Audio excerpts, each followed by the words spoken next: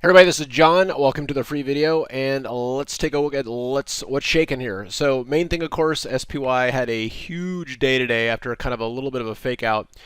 I get a lot of questions right now. It's like, why aren't we rolling over and dying? Well, a couple reasons. We already had capitulation here. This is the second fastest decline in the history of the S&P 500, and we've got some open gaps to fill, most notably just above 400 on SPY. So we need to go clean that up.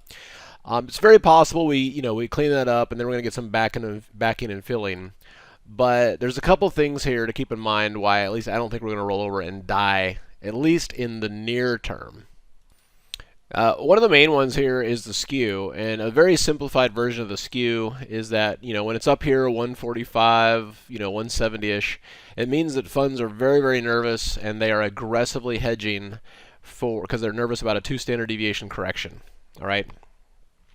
When it's down here at 120, they are no longer nervous about it. And in fact, it's been a long time since we've been down this low. But what you can see, and the SKEW is kind of weird during, in fact, post-COVID, we actually never really got a SKEW reading like that at all.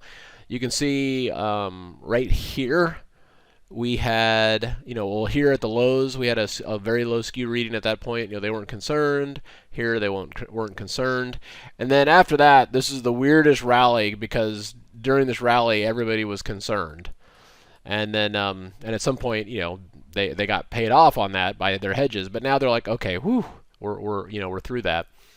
So same thing right here. There was this plunge. We got to 115. We bounced, et cetera, et cetera.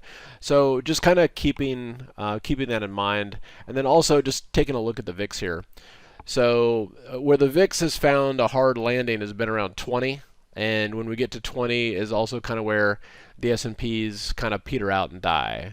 Get to 20, peter out and die. 20, die. Here we couldn't even get to 20. We only got to like 24. But I do think at this point we're going to go to 20, and the S&Ps will correspondingly go to.